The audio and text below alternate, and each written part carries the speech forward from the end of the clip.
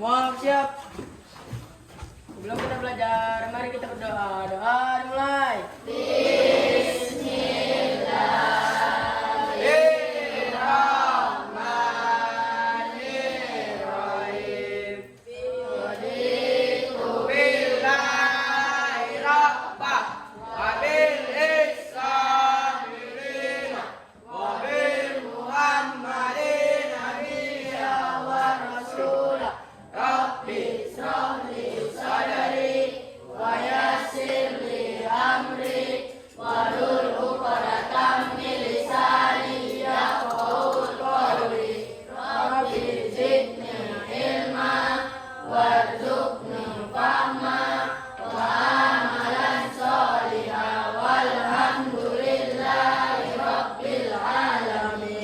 Semua berdiri.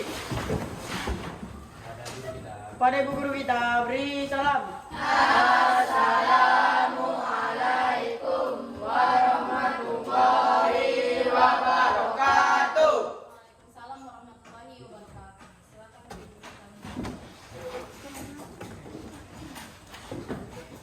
Untuk hari ini ada yang tidak hadir? Tidak, Bu. Semua ini berarti semua hadir. Alhamdulillah. Ini nih. Alhamdulillah. Kita sebenarnya udah lewat ya. Ya, Bu. Lalu kali ini rupanya menjelaskan yang namanya teks eksposisi.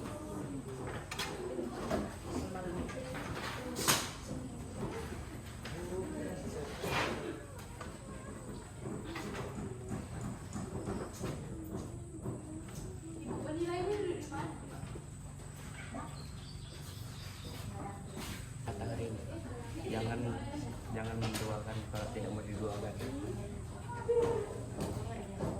Ngeri. Oke. Sudah pegang.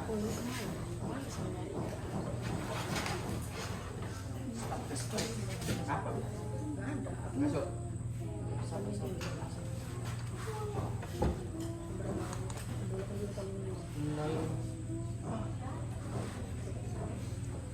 Kamu jadi bengok ya? Siap? Tidak, Pak. Siap, Pak. Tidak, Pak. Iya, tentara. Bagus.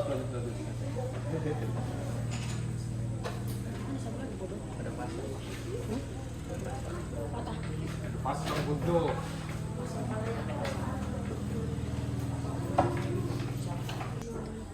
Oke, Le. Ngeri.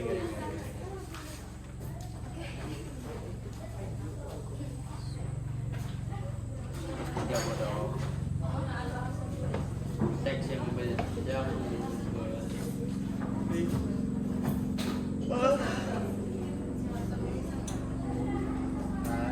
Oke, materi kita hari ini tentang Teks eksposisi.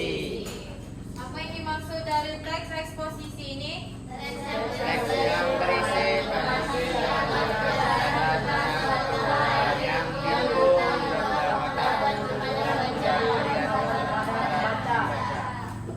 siapa yang membaca? Jadi teks eksposisi ini ialah paparan yang berisi informasi atau penjelasan tentang suatu hal yang didukung oleh data atau fakta dengan tujuan memberitahu pembaca. Informasi tahu ya? Misalnya, nah untuk hari ini kebetulan hari ini itu kan mati lampu ya. Ya, Miss. Sudah dikasih tahu kan dari beberapa sudah. Jadi memberikan informasi yang tujuannya untuk memberitahu kepada pembaca dengan sebuah fakta. Nah, contohnya tadi mati lampu yang pada hari ini ya. Ya, Miss.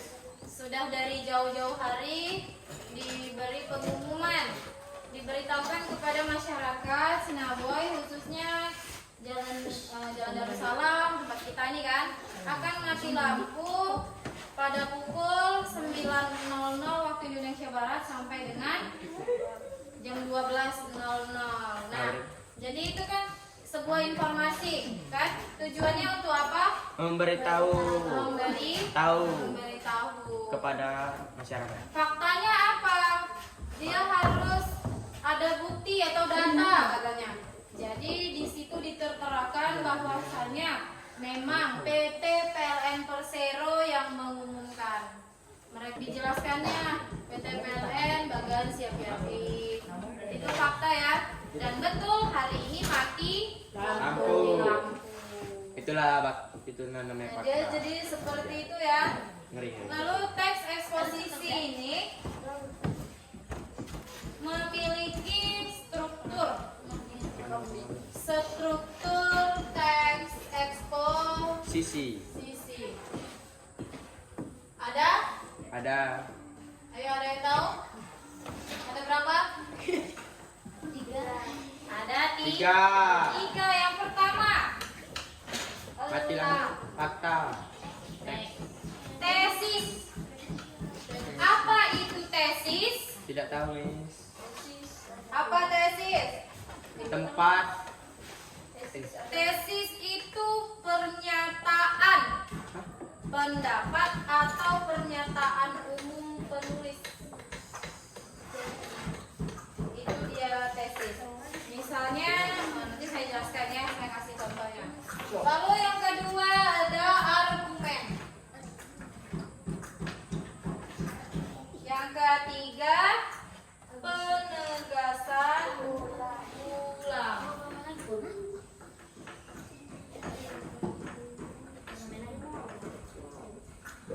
Tesis dia pernyataan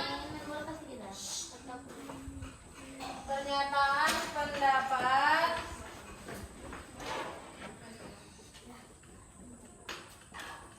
umum penulis. Lalu argumen, alasan,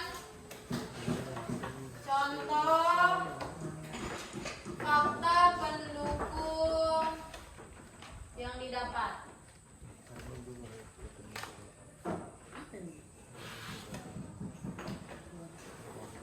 Penegasan ulang, penguatan kembali.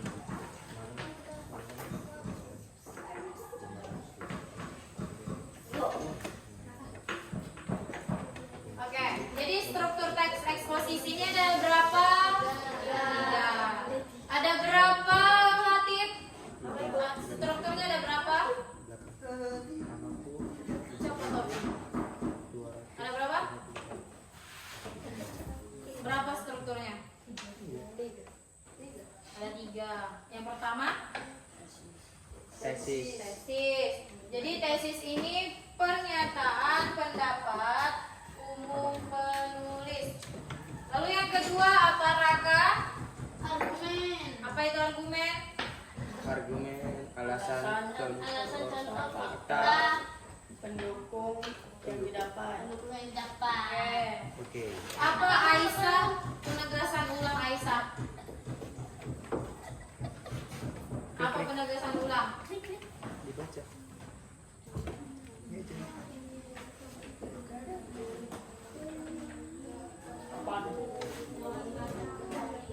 Penegasan ulang atau penguatan kembali. Itu biasanya di akhir teks.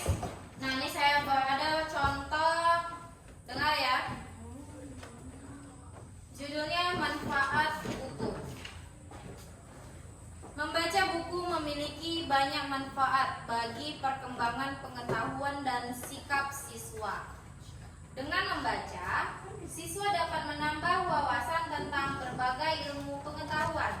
Buku juga menumbuhkan kebiasaan berpikir kritis karena pembaca akan membandingkan informasi dari berbagai sumber.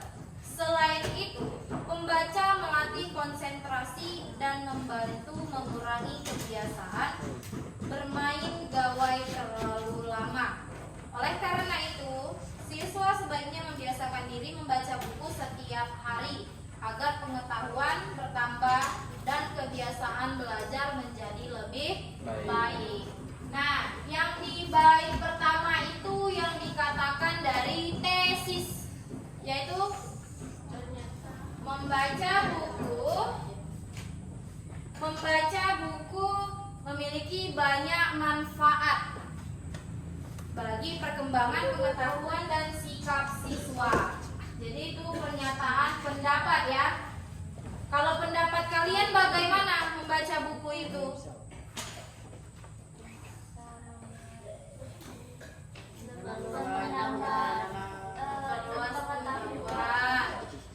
Nah itu pernyataan umum ya. Begitu pentingnya membaca buku. Lalu argumen, alasan, contoh, fakta pendukung yang didapat. Dari contoh yang saya baca tadi, ya ini argumen. Dengan membaca, siswa dapat menambah wawasan tentang berbagai ilmu. Buku juga menumbuhkan kebiasaan berpikir kritis karena pembaca akan membandingkan informasi dari berbagai sumber. Selain itu, pembaca melatih konsentrasi dan membantu mengurangi kebiasaan bermain gawai terlalu lama. Nah, jadi gini, di argumen ini dia, di sini kan buku ya. Misalnya tentang alat musik. Alat musik angklung, ya kan? Kalian bacalah buku yang ini, angklung ini seperti ini. Kita baca buku yang lain. Kalau angklung itu katanya alat musik modern, yang ini alat musik tradisional. Jadi mana yang benar? Iya kan? Lalu kita cari lagi pendapat-pendapat lainnya. Jadi di antara misalnya dapatlah semua 3 buku itu kan? Itulah. Jadi kalian jadikan satu dan ambil pendapat si A. Misalnya pendapat si A, buku alat musik angklung itu alat musik tradisional. Lalu pendapat si B, alat musik angklung itu alat musik modern. Lalu yang ke C, yang buku ke C pendapat si C, buku alat musik angklung itu ialah alat musik tradisional yang baru dikenal masyarakat sekarang, karena dahulu karena sulit mencari bambu. Jadi kan ada alasan yang konkret kan? Oh berarti angklung itu berupa alat musik tradisional. Nah jadi seperti itu, ada alasannya. Contohnya apa? Alat musik angklung tadi alasannya dia sebagai alat musik tradisional ada, ya kan? Kenapa baru dikenal masyarakat sekarang? Kenapa tidak dari dulu gitu kan? Ada alasan yang diberi. Jadi ada faktanya, buktinya. Kalau misalnya katanya modern, tapi buktinya mana? Tidak ada kan? Bukti dia hanya karena terbitnya tahun 2025 misalnya. Padahal angklung itu alat musik tradisional yang terbuat dari bahan alami. Seperti itu ya. Lalu penegasan ulang. Oleh karena itu siswa sebaiknya membiasakan diri membaca buku setiap hari agar pengetahuan bertambah. Jadi kalian jelaskan. Jadi di argumen dijelaskan manfaat buku, pendapat si A, si B, si C tadi. Lalu di akhir kata, di akhir kalimat itu ditegaskan memang benar membaca buku itu bisa menambah wawasan atau ilmu pengetahuan. Karena kita misalnya nih ya, buku itu ada pendapat Yudhistira, ada pendapat Erlangga, ada pendapat apa lagi Bu? Dari pelajaran ini, dari materi yang saya sampaikan tadi, ada yang mau ditanyakan? Ada? Masalah pengertian teks, eksposisi atau strukturnya?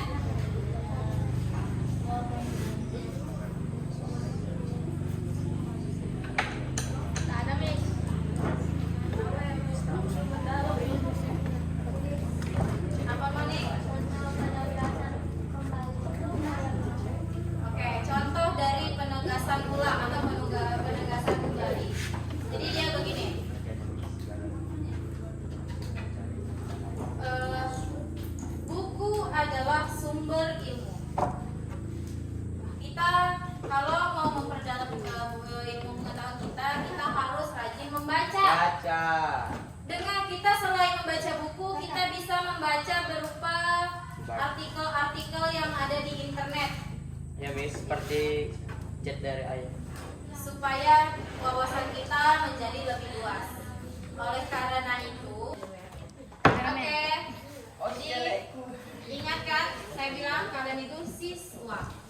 Harus rajin membaca supaya pengetahuan kalian itu lebih luas. Kalau kalian pergi kemana-mana, ditanya orang, kita tidak malu. Karena ini, kita itu kalau ditanya orang nggak mungkin kita situ buka buku ya. Iya kan? Makanya kalau kita membaca kan pasti lengket. Lengket nggak ilmunya, Agus? Kalian kalau di kelas itu hanya menulis saja tapi tidak dibaca, percayalah itu nggak akan lengket di dalam isi kepala kalian. Iya kan? Kalau kalian nulis panjang-panjang, kapan lah istirahatnya nih? Lebih baik istirahat daripada Kakak kantin buat apa ya? Iya kan? Nah, jadi setelah ditulis itu harus dibaca. Supaya apa? Supaya kalian tahu. Supaya pintar. Kalau ujian bisa jawab. Karena banyak kejadian. lebih banyak menjawab. Padahal dia malas membaca kan? Ini belum dipelajari. Iya kan? Baik dipelajari Ya. cinta gitu pada cinta. Karena saya juga pernah jadi Murid.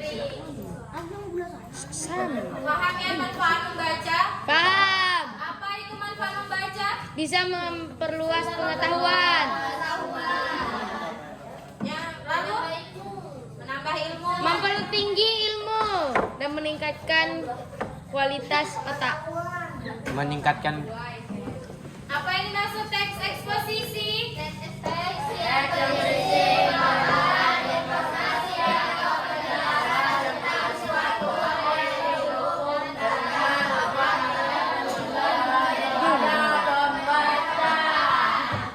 Ada berapa strukturnya? 3. Nah, yang pertama, yang kedua, yang ketiga,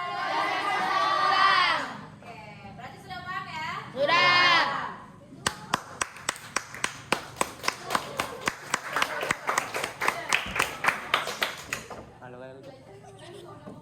Karena sudah jamnya menunjukkan pukul 12.